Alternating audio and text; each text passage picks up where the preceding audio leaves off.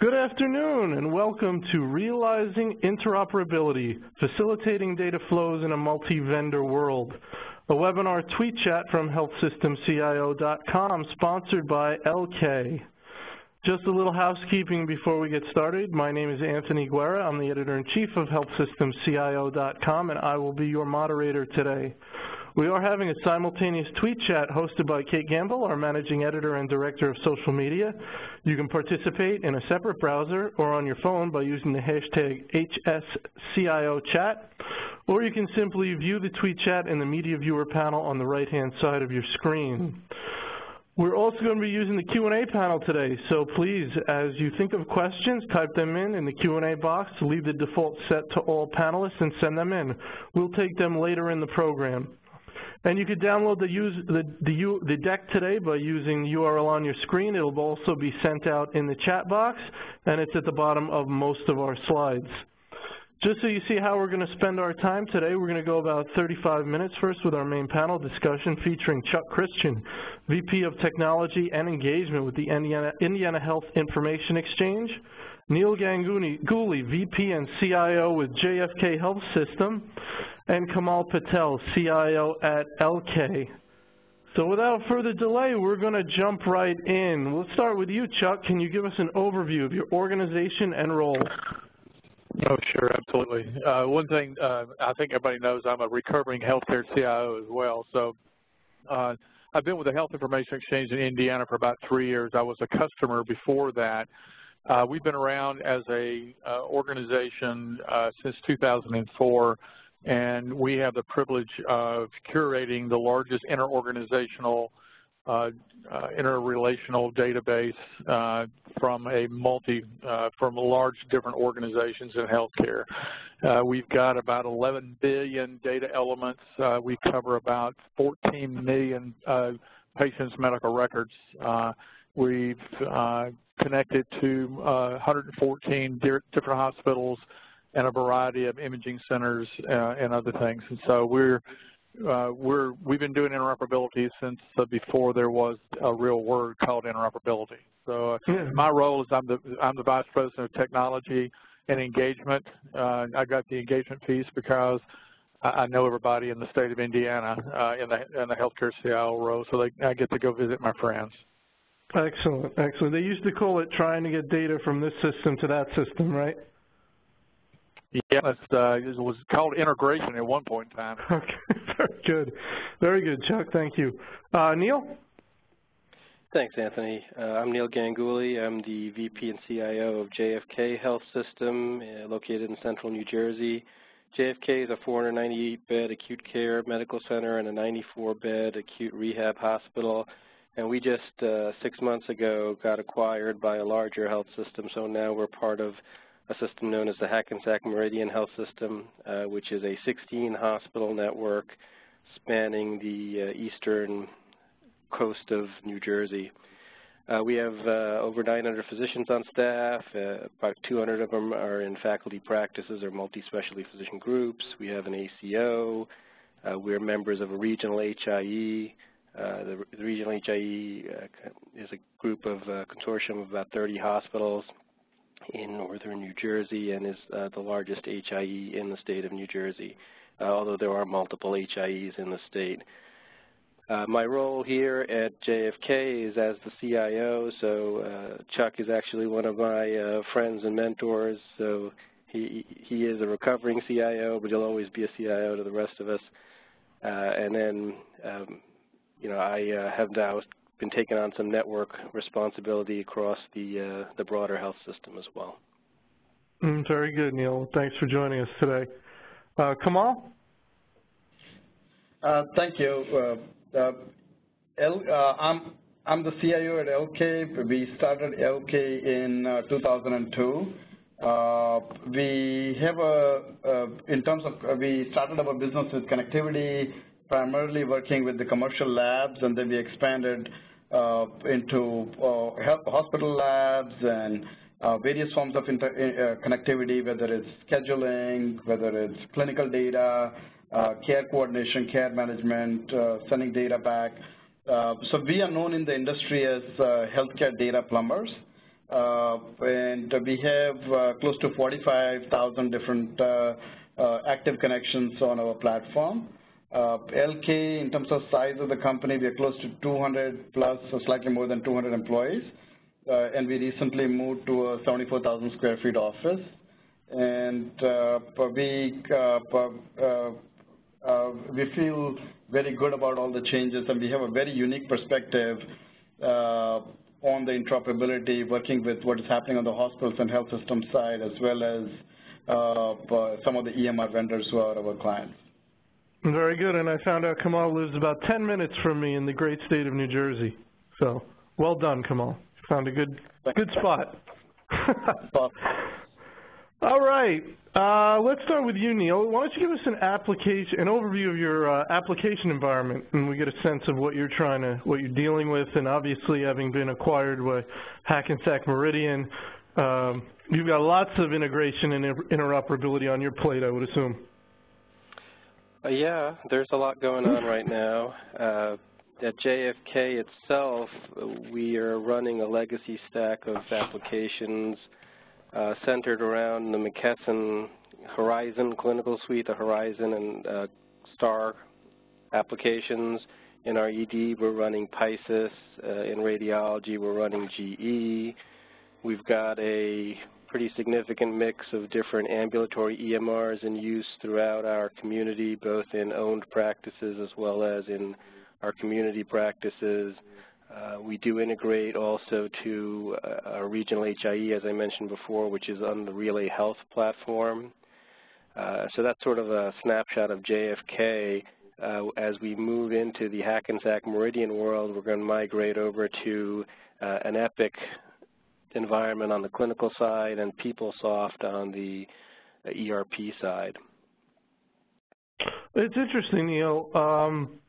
You're moving in one direction. I'm sure many CIOs have dealt with this. You're moving in one direction as an independent organization with your applications and working on integration and all this kind of thing. And then an acquisition comes along, and all of a sudden, everything you've been working toward, like the whole thing changes. The whole plan, everything that you've been moving forward with, new plan now. What's that like as a CIO to deal with that? It's a challenge. I think it can be an exciting challenge, or it can be a frustrating challenge. A lot of that depends on the folks you get the opportunity to work with and the mix of technologies you're dealing with. For us here at JFK, I think it's an exciting challenge. The HMH group is doing a lot with technology, and I think that JFK is going to benefit from moving off a fairly old stack of applications to a lot more modern environment that will position us to do some very exciting things in the future. All right, very cool. Chuck, you want to tell us a little bit about what you've got going on from a technology point of view at IHIE? Sure. I mean, one of the interesting things about this organization that I have the pleasure to work with is we write our own software. And that's the reason about 20-some-odd years ago when the healthcare folks, there's about 30 physicians got together in Indianapolis and said, you know, we really need to be able to share patients' data. And so they started working toward that, and that's where they started working with Brigham Street Institute and IU Health. At that time, it was Wishart Hospital, it's now Eskenazi, and the other large health systems in Indianapolis, and they created this health information exchange. But it's not written on anybody's proprietary code other than our own that we moved over from Brigham Street in 2004. And so anything that, you know, it's kind of like the old Southern saying, we're eating our own cooking. And so we basically, you know, if we have a member who wants to do something creative and innovative, we're able to do that because we can move very quickly. We've got some really interesting things happening with IU Health, which is the largest health system in Indianapolis, around fire, and quite a few other things about being able to put that information that's in our clinical data repository within their Cerner EMR. We can do the same thing with Epic, and we're just waiting for one of the Epic health systems in town to raise their hand and say, hey, I want to do that too. We also are, we're running interfaces, and I really don't know how many that we run right now, but we've integrated with over 250 different EMRs at the physician practice level and at the hospital level. I don't know of one that we haven't been able to interface or integrate with over the last 3 years I've been there. So it's a pretty deep approach, and we're also integrated with the Social Security Administration and with the Veterans Administration as well. And if there's a transmission and integration protocol, we can probably use it. So it's kind of as broad as it is deep. Okay, very good. All right, next question. Talk about some of the data liquidity or interoperability challenges you face. Chuck? Kind of space I live in right now is, I think that one of the challenges we have is a lot of the rapidly changing messages that's coming out of Washington, D.C. around some of the national initiatives that they want to be able to do. Dr. Rucker basically has said that he wants to solve this issue of interoperability during this administration's term. And I think that's a great goal to have. For me, interoperability is not one thing, it's a lot of different things. As I mentioned yesterday on the phone call with the folks at CMS, is that depending upon where you are in the healthcare continuum, if you're a clinician in your office and you're practicing, interoperability looks like one thing. If you're an ER physician, it looks like another. If you're a care coordinator that's trying to manage a population for an ACO, it looks like something else. If you're an intake coordinator for an extended care facility or a rehab facility, it looks like something else. And so us trying to come up with a one-size-fits-all, I'm not sure that we're going to be able to accomplish that because the data strings are going to change. But I don't think there's anything in today's technology from an interoperability landscape standpoint that we as an industry, that means the EHR vendors, the folks that are working in hospitals like Neal and others, it's a business issue. I don't really think there's a technological barrier to what we need to do. A lot of it is around process and how do we move that information to where it needs to be, whether it's a clinician or it's a care coordinator or if it's an intake coordinator. Very good. Neal? I would agree almost entirely with what Chuck said. From our perspective on the hospital side, there are challenges in terms of moving data. They are not really technical challenges. Chuck's absolutely right. Most of our challenges are logistical challenges. It's dealing with sometimes smaller EMR vendors or physician practices and trying to coordinate how to get the data put together between the hospital and the practices or other third parties. As Chuck did mention, the world of healthcare isn't just the hospital, the doctor, it is the long-term care facility, the rehab facility, et cetera. And so the varying levels of technological sophistication at those endpoints can provide some level of challenge.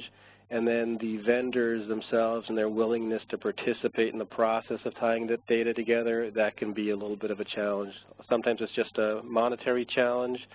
Other times it's a logistical challenge, but rarely is it a technology challenge. Very good. Kamal, I want to bring you in here. Obviously, you were called on as the healthcare data plumbers to help hospitals, health systems, other entities in healthcare make this stuff happen. So 2 questions for you. First is, what is the most common thing that you're being asked to do to help a health system? What are they asking you to come in and do?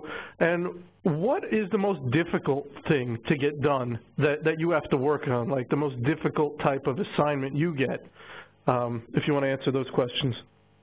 Sure. I think so. The more common things that are coming around are primarily with the shift towards value-based care. We started partnering with a lot of payers, and especially on Medicare Advantage side, they are having a hard time getting the clinical measures, the quality measures, the documents for risk assessment. So we are helping them facilitate that and streamlining that. Now, one of the challenges, what is is anybody keeping an eye on some of these APIs that are built in? So we are attempting to solve some of those. So that's in terms of the new things. I think that is something that a lot of our teams have been involved in.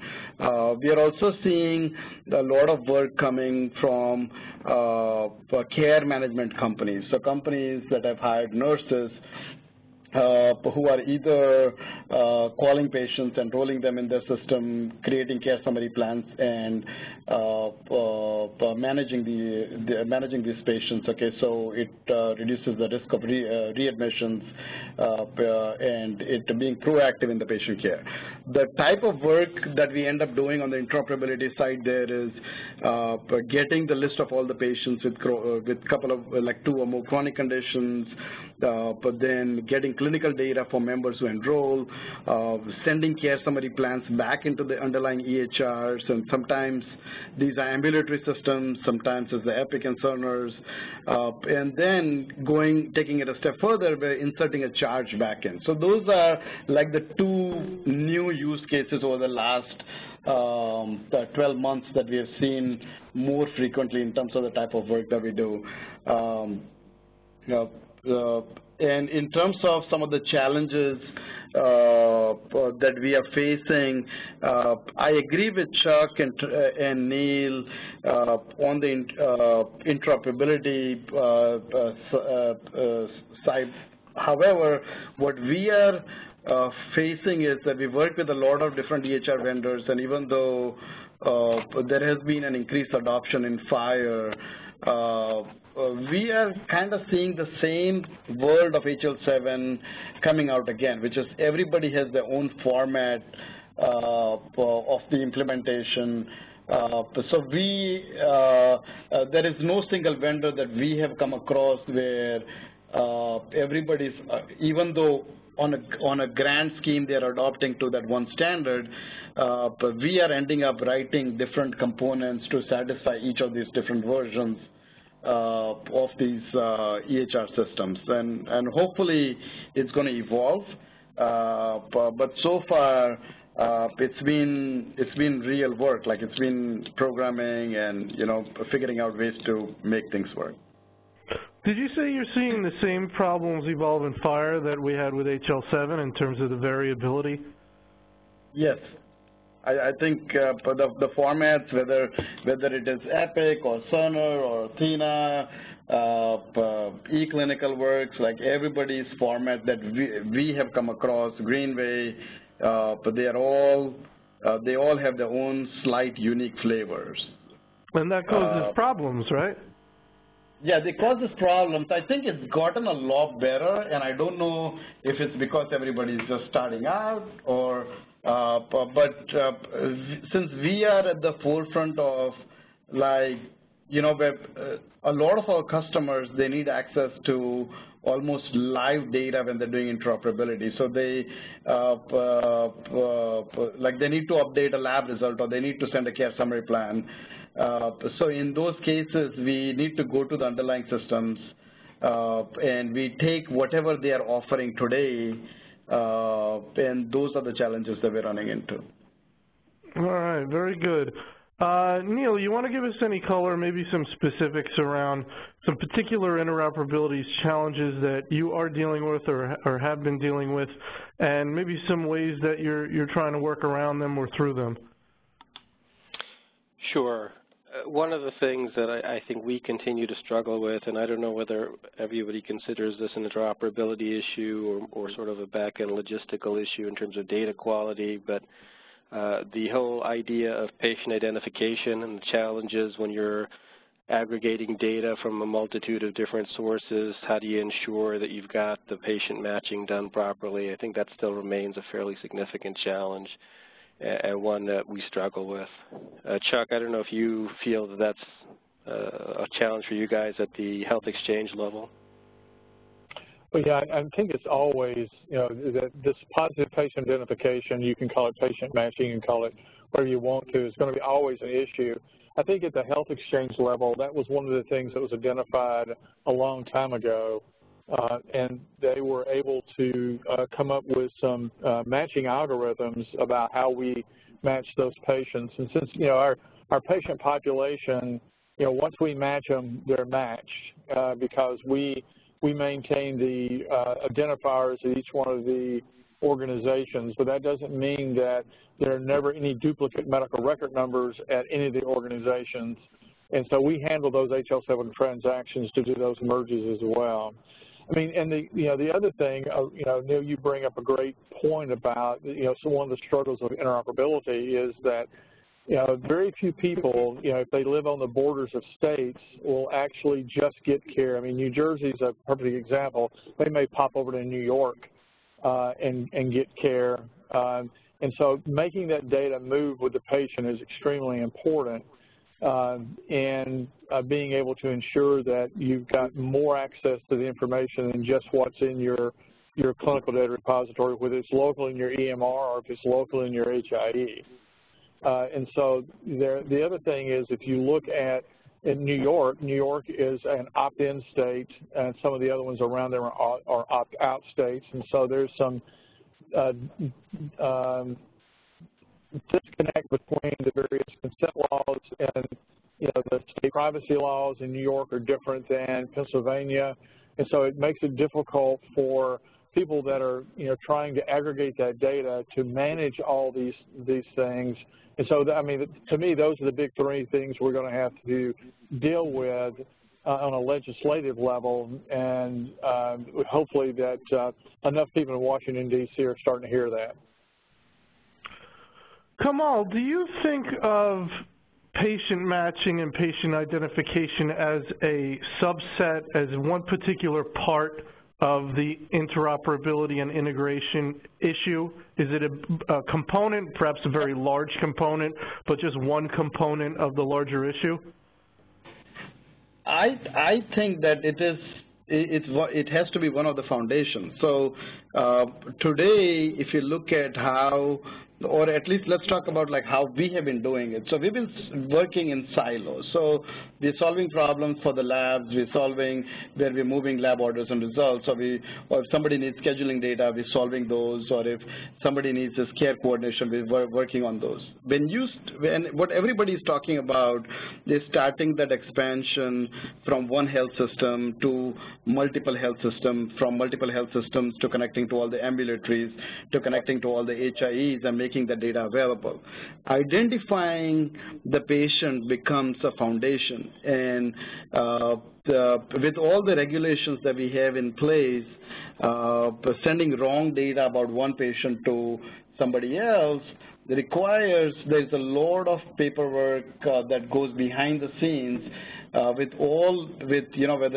whether Neal has to deal with it or Chuck, okay, or Ellkay, we all have to deal with the same challenges. So I think an eMPI solution is something very important. One of the problem with the current eMPI landscape on the patient matching side has been the cost. And I think some of the costs for some of the solutions that exist today have been outrageous. So I think we came up with a solution where we have ran through 150 million patients that we archive on our side, and we expose that algorithm. But I think there are some of these other vendors who are also coming out and presenting more options to everybody. But I would personally love to see global patient, but I mean, Chuck knows the challenges that are going to be involved in on that side, and there are some private companies doing it. Chuck, thoughts? I'm sorry. Go ahead. Kamal, what's the point you wanted Chuck to react to? Chuck, what are your thoughts on global global index for patients across the country, where everybody can kind of get identifier? Right. Well, right now, thanks to Rand Paul, or Ron Paul, that we're precluded from spending any federal money of promulgating a national patient identifier as was in the original 1996 laws of HIPAA. We've been successful, and we being the professional associations that have worked with the legislatures to get that language a little tamped down. And I think that, the folks at CMS and ONC and the other ones, they know that. And even in the 21st Century Cures bill, that bill required OIG to do another study on patient matching. So I think everybody's getting the idea, but it's for whatever reason, it's kind of a political third rail. There are several companies out there, as Kamal mentioned, that have solutions, and they're applying those, but they're not being applied nationally. We need to do something around that. Chime actually put forth a Hero X challenge a couple of years ago, and it was very, very difficult in order to get that accomplished, because one of the requirements was it would be made put in the public domain, and so everybody could use it. Well, that's a pretty touchy piece of a solution to be given away, and so yeah. I'm not really sure why everybody did want to do it, but I think that was probably one of them, kind of a motivating factor. The other thing is that we have to be really careful about patient identification, because you can create as much harm by errors of omission as you can with errors of commission. And so it's a touchy thing. But the really interesting thing, as of July, I think, is the Medicare programs, changed their identification from the Social Security number to a 10-digit alphanumeric code that goes on the Medicare cards. I haven't got mine yet, but I will soon. But and so it's really kind of interesting. Why couldn't that just be moved out to all the population rather than just those that are 65 years or older that are in Medicare? There's actually one senator asked that question, and I don't know if anybody's doing anything with it or not, but I think one of these days we may. It's really interesting that the privacy folks haven't been raising their head like they did back in 1995 and 6 when HIPAA was out, because they were afraid that people would steal each other's identity and stuff, and that's kind of happening every day anyway. That's true. Neal, any thoughts on all that? No, I agree with all the conversation that went on here. I do think that, to Kamal's point, though, about a global identifier, I think a lot of the talk has shifted more to a global algorithm or a matching methodology versus sort of a specific identifier. Because the same issues you have with Social Security number or any other theoretically unique identifier, they can be compromised or breached. So I think there's still work going on. To Chuck's point, at the federal level, there's more and more awareness of it, but it's not where it needs to be yet. Very good. Kamal, let's go with you. Can an organization with an enterprise solution ever really get around the interoperability challenge? So do you see sort of less calls coming from Epic, Cerner shops, they're all set, so to speak, or do they have as big a need as anyone else? So I think, it's not about getting less calls. I think, if you want different, if you want to communicate across states, or if you want to communicate across health systems, I think having the patient matching becomes a necessity. And then on top of that, you're going to solve these different interoperability challenges. So today, I think the primarily talks, or at least the things that I've seen, is about sharing data. However, what is going to evolve is, I think, the drive towards patient-centric care is going to have a lot more demands, than the infrastructure that are in works right now. with some of these new regulations everybody's talking about, TEFCA, and I know Chuck would have a lot of information there. But I think things like updating the data back, pushing the data into the systems, having live availability of data rather than data feeds. So some of those. So I think as we keep making progress, some of these new things are going to start coming up. Now, one thing we have to understand is digitization of healthcare has only been in the last decade. To the extent where we are, and workflow systems are evolving. The phone revolution around healthcare data is yet to come, but I think we are headed in the right direction. And if the people like Chuck, and industry leaders like Mark Probst from Intermountain, John Halamka from Beth Israel Deaconess, if they keep, the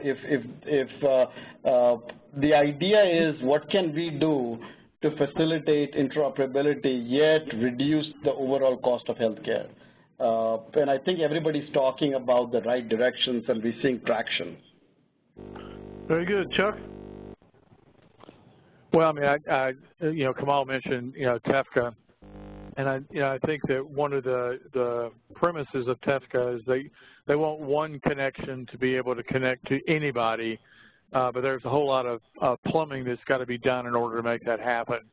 And I'm reminded of some of the more intricate patient care related things, the conversations that we're having with our members.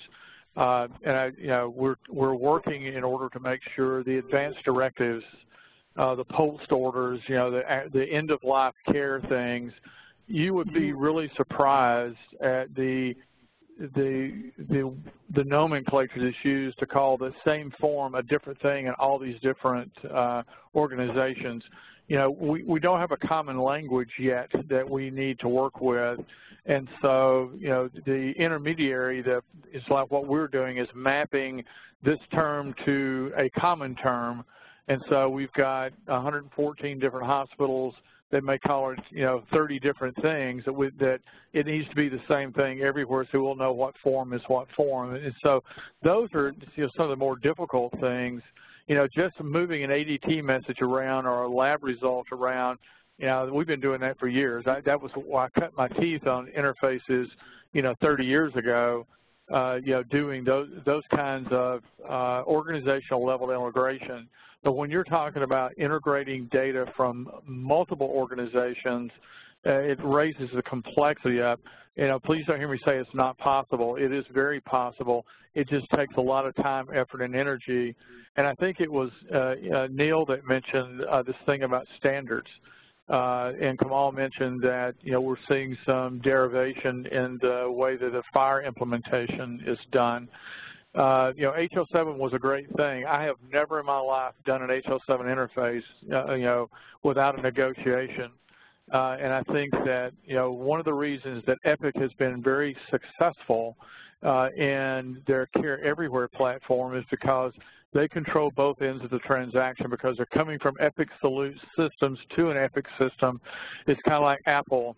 And I'm reminded, when Apple first started out doing networking, it was really easy to get Apple products to network together because it was proprietary and they controlled both ends of that transaction so they could do it. And so we've got to tighten our standards up a little bit more in order to make this stuff, to remove some of the cost of the integration out of the equation. Very good. Neal, you're going to an Epic environment. Does that mean your worries are all gone?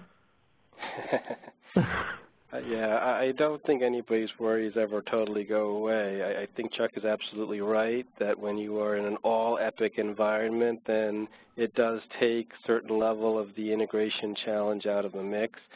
But I think somebody spoke to the point earlier, it might have been Chuck, that we're not just delivering healthcare inside of the four walls of a hospital or narrowly with a group of physician practices. We're exchanging data with long-term care entities, behavioral health entities, community docs who may not be part of our network.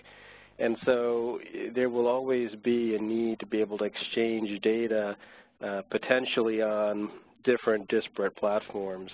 I think the challenge that I'm seeing today is that we've got so much conversation going on, and we've had standards, as Chuck has said, for years. HL7 has been out there as a standard, but it's sort of a quasi-standard, so people have their flavors of HL7.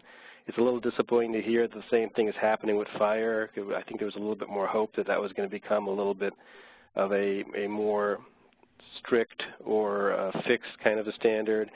You also have these industry coalitions like Commonwealth, where a group of the vendors have come together and they're ostensibly trying to make some progress towards standardization. But other than hearing a lot of the talk, we're not seeing a lot of the progress. So I think the integration challenges that Chuck and I faced 15 years ago are essentially still the same challenges we're facing today.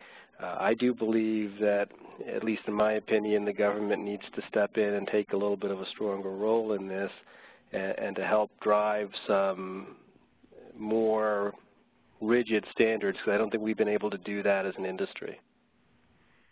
Very good. All right. I want to jump down to our Ask a Co-Panelist feature, which I always find very interesting.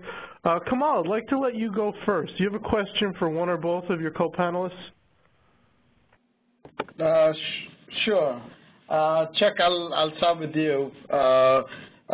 What do you, like, from meaningful use to, there is a shift towards pushing interoperability on that front, and then there is the TEFCA regulations coming up. Can you tell us a little bit more about, the current state of HIEs, okay, and where, like, how you see the evolution there?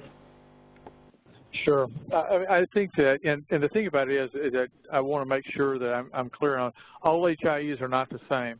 HIEs grew up organically in the regions they serve, and a lot of them deliver a lot of different services. I mean, some of the ones in New York are doing claims. We don't do claims as far as moving them around and transacting claims. Ours is all predicated upon clinical data. So, from a national interoperability platform, TEFCA basically is another swing at the plate for the National Health Information Network that was basically promulgated back in 2004 when ONC was started. And interesting enough, that network was supposed to connect all the federal agencies and the HIEs in the country. It's now, the Sequoia project has, and it's morphed into something else. And then around, I guess it was 2012, when Farzad was the ONC director, there was another iteration of what the national network might be, and TEFCA is just an extension of that. And one of the things that I've shared with Dr. Rucker and with Genevieve and others is one of the things, and I think there was an article that came out yesterday in Health Data Management that John Halumka, Mickey Tripathi, and Stan Huff were interviewed around this is, one of the things that ONC has done with TEFCA is telling us how to do it. And they all, to the person, said that the IHE standards that, the TEFCA is kind of designed around the query retrieve model is old technology. And although it does move data, does it move data efficiently? And those protocols were designed to move documents, not discrete data. They can, but it wasn't designed for that. And so with the meaningful use stage 2, which is, or 3, which is now moving over to encouraging interoperability in the 2019 IPPS proposed rulemaking, we really don't know what's going to come out of that, other than the fact is it was really kind of interesting. CMS says, hey, either we're going to do this or we're going to go to stage 3, and it was basically, which one do you want? If you don't like what we put in the IPPS, then you're going to get to do stage 3. And I think that they moved it more to a scoring system for the hospitals that looks more like MIPS. But at the end of the day, that hospitals and physician practices still have 3 sets of rules that they have to follow. they will have the encouraging interoperability standard to meet if they choose that. But if they're Medicaid, if they're qualifying for the incentive program under Medicaid, either physician practice or a hospital, unless their state is modified and changed the rules, they're still going to have to do stage 3. And then we have the MIPS and MACRA piece for the ambulatory physician practices. And so, there has been some encouragement on the federal level for, by those of us who have the privilege of talking to them to, let's get these things close together, because if you look at Neal's organization, you look at Liz Johnson, who they're in 26 different states, they have to do all of this in one organization. It's not easy to do, particularly if you have a pediatric hospital or you have a pediatric practice. And so, trying to get those, the regulations standardized, there is a lot of moving parts to make this stuff work, and it's going to take us a few more years in order to get there. Very good. Chuck, did you have a question for either of your co-panelists? Yeah, I know both of these gentlemen and have high respect for both of them. I just want to know if they're having fun yet. Neal, you first. I know Neal's having fun. I'm always having fun, especially when Chuck's on the phone. You're too kind. Kamal, you having fun? No, I got to hang out with Kamal the other day. I know he's having fun, him and his group. Always having fun, and I know Neal, and we had the pleasure of meeting and talking to him, and he's a great guy. And Chuck, I've picked his brains. We've picked his brains several times, and have a lot of respect for him as well. So yeah, absolutely having a lot of fun. Neal, I got a question for either of your co-panelists. Sure. I just thought, Kamal, what's your thought on sort of a more stringent or rigid government set of standards? How do you see that from your perspective on the integration side? So I think the government has done an exceptionally good job in, digitization and pushing everybody towards the EMRs. On the hospital side, I think there has been more progress, with Epic and Cerner, being, in a lot of these cases, the primary ones who are connected to Care Equality, Commonwealth, they're connected to these HIEs, so there's a lot more data sharing happening there. The thing that I feel like a lot of these organizations miss out, whether it's Commonwealth or Care Equality or even a lot of our HIEs, has been that the patient only goes to the hospital when they're really sick. And so most of the time, they're going to their primary care or they're going to a specialist. And a lot of their day-to-day medical care, the medications that they're taking, the interactions that are happening, what their problems are, that lies on the ambulatory data side. Now, some of these vendors, I know ECW has made a lot of progress, in pushing the connectivity. I see Greenway making that push. So I think there has been, some of these vendors have started going that route, but I think that the ambulatory data, I feel, is going to be very important to make it readily available to, whether JFK or Hackensack Meridian, to your team, but when they are making these clinical decisions, and I think that there is a gap there, and they are the ones who I feel are going to be slower. So from the regulation standpoint or maybe a system standpoint, I think they could use a lot of help in making that data available. So that's what I think. Very good. All right, we're going to take some audience questions now. So if any occur to you, type them into the Q&A box. Leave the default set to all panelists, and we will pose them. First question, I think we'll go with you, Kamal, on this. Have you seen or recommended the use of middleware or an enterprise service bus as a strategy to standardize interoperability and to assist with the orchestration of services and data transactions? Any movement or trends towards microservices in this field? I think this is a great question, and I'm a big proponent of having a standardized bus. So if you have one platform where your data is moving through, and that doesn't necessarily have to be an interface engine, but I think it gives you a lot of flexibility around where the data is going. So as an example, when health systems are building connectivity, there is really no need for them to rebuild the same interfaces or same connections over and over again.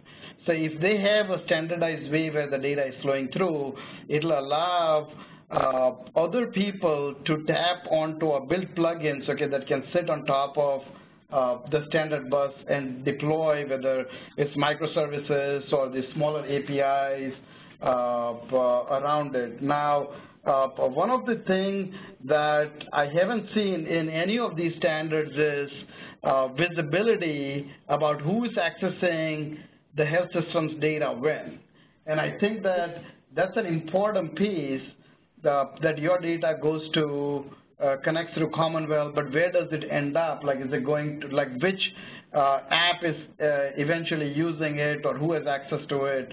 And I think that is a challenge that the industry needs to start talking about. But in terms of having a single pipe, okay, that goes out, I think that from a strategy standpoint, it's a great direction for either whether it's a health system or an EHR vendor or somebody new who's starting out. Very good. Neal, what is your suggestion or experience with data governance stemming from interoperability? Is this a vendor partnership or healthcare entity ownership responsibility? Who's got the responsibility there? Well, I think it is a partnership with your key vendors, especially in today's world on the hospital side, where the vendor world is shrinking somewhat. So you're really talking about Cerner, Epic, or Meditech as sort of the three players that have any major market penetration left today. Chuck had said earlier about the fact that we don't really speak a common language yet, or at least not a fully standardized language. So that level of data governance where you can establish strong data dictionaries across your enterprise and ideally across a region, if possible, so that you can exchange data freely, I think is a great foundational step. Very good, very good. All right, Kamal, next audience question might be our last. As the panel mentioned, it's usually not the technology that is the barrier to sharing clinical data. Wondering if you have any insights or examples of providers sharing data with payers. If so, for what use cases and capabilities? Did the sharing of clinical data involve any reimbursements to providers for clinical data? So we are seeing this on the for a lack of a better word, the Medicare Advantage capped model, and the regulations around what data elements on the quality measures are very limited, and getting the quality measures out in a discrete fashion has been a challenge, and we figured out different ways to solve it. I think on the risk side, they need entire medical charts, and then so the way the payers are handling it is they actually put people where the algorithms today, even though we're using AI to solve some of these, they only go so far, and they'll be able to validate some of these documents. So getting the data out of practices has been a challenge that we have been helping some of these payers get that data, but it's a process of ongoing improvement. And with the shift that everybody's talking about value-based care, I think this is getting the clinical data from the ambulatory locations and the health systems for a specific member is a demand that I see increasing. Now, the one caveat I'd like to throw in was, I think day before yesterday, there was a news that came out where in the state of New Mexico, I believe, that they ruled that this is that they don't have to follow the value-based care model. So we have to wait and watch where this ends up, or there's going to be a push in New Mexico that, hey, you know, whether it's going to fly or not fly. But so far, I didn't, like when we spoke to our customers, we didn't see that they were concerned about it. But getting this clinical data from these practices for a specific member has been a challenge, especially because you don't know where this member has gone. So data from HIEs, information from Commonwealth and Care Equality is going to drive things like, hey, the patient visited so-and-so locations, and then we can pull the data. Very good. All right, Neal, one more for you, and this will be our last question. I want to talk about the vendor management and human factors involved in these kind of issues. I would imagine that quite often you have application A and application B, two different vendors. You want to get data from one system to the other. And you tell me, how often is it the case where you're not going to actually do that work, but you need to get those two vendors talking to each other and get them to execute on it? And I would imagine it's difficult enough maybe sometimes to get a vendor to talk to you, but then when you're trying to get two to talk to each other, that's also difficult. And so a lot of accomplishing the work you want to get done has more to do with your ability, soft skills, you know, leadership abilities, communication abilities, getting the right people on the phone, getting people to talk to each other, carrot and stick stuff, as opposed to, you know, tables and the nitty-gritty of technology and things like that. What are your thoughts around that? I think you're absolutely right. I think it calls for a project management / diplomatic skill set that helps foster a sense of partnership between two organizations who are often competitors. We add to that the complicating factor, to Kamal's point, when you're dealing with ambulatory settings and the ambulatory system has been purchased by a physician that's not affiliated with the hospital. Now you don't even have the direct contracting authority with that EMR vendor, and you're trying to navigate bringing together all of these constituencies around a common purpose. And on top of that, everybody's got different competing priorities, and so how you line all that up, it makes it quite a challenge. And oftentimes, if it's a large enough initiative, you have to go to firms like Ellkay and others to help you, because you just can't coordinate it within the shop of an IT shop for a single hospital. At the health system level, it's a little bit easier. We have a team of people who do work on those kind of things. But it is a perpetual challenge and does call for, I would say, a unique skill set. Excellent.